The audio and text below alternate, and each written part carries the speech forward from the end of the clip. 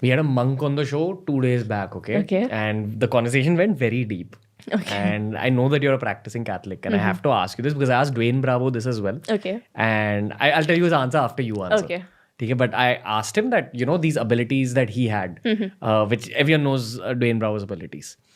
Does he think that it's some externally given strength given to him? Like, have you heard? I'm sure you know the verse Philippians 4:13. Yeah. So I have can a do all tattoo of things like through Christ. Philippians Yeah. 4:13. Why don't you say the verse first? I can do all things through Christ who strengthens me. Yeah. So it effectively means that any ability is always God given. Like anything you do.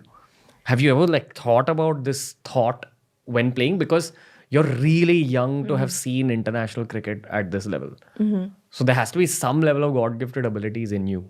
I want to ask you about that whole vibe. Okay. So yeah, I'm a spiritual person, and I do believe that, if I look at myself in and of myself, I know I'm not good enough. I mean, I'm like, I do things. I'm like, dude, how did I get here after all this? But I know it's not me.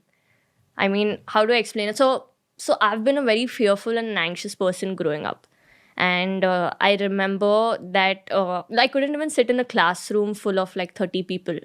And that also happened, it aggravated because my cousin sister was very close to, we used to, best friends. She passed away right in front of my eyes in a swimming pool. I was in the baby pool, and she, I don't know why, but something happened. She went in the deep side and she drowned over there. So after that, I got very insecure. And how old are you? I was maybe 6-7 years old. And I'd gotten firstly, I should never like going to school, but I was fine. But then after that, I couldn't sit in a classroom full of 25-30 people. I needed my mom to be there. And my parents used to think, they used to worry.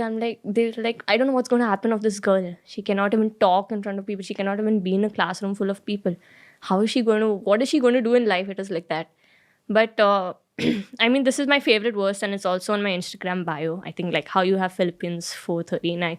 Mine is, okay, I don't know the verse, but it says perfect love casts out all fear.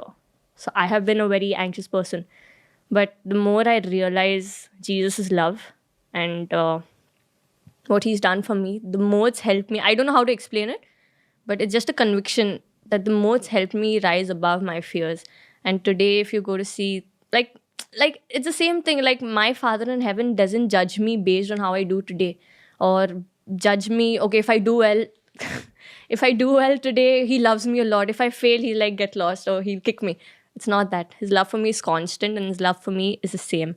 And I think that is one thing that gives me stability in this life. That, in the ups and downs, one thing is for sure, and one thing never changes, is God's love for me. And that's unconditional. And the more I realize that, the more it helps me rise above my fears, because this verse says perfect love. Only God's love is perfect. Jesus' love is perfect. He died on the cross for me. So that love casts out every fear.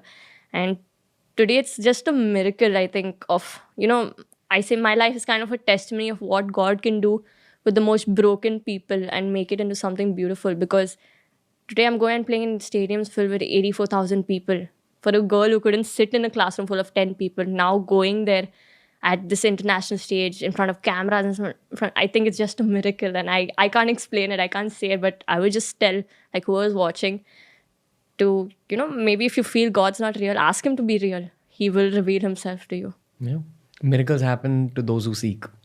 So that's what I strongly believe in.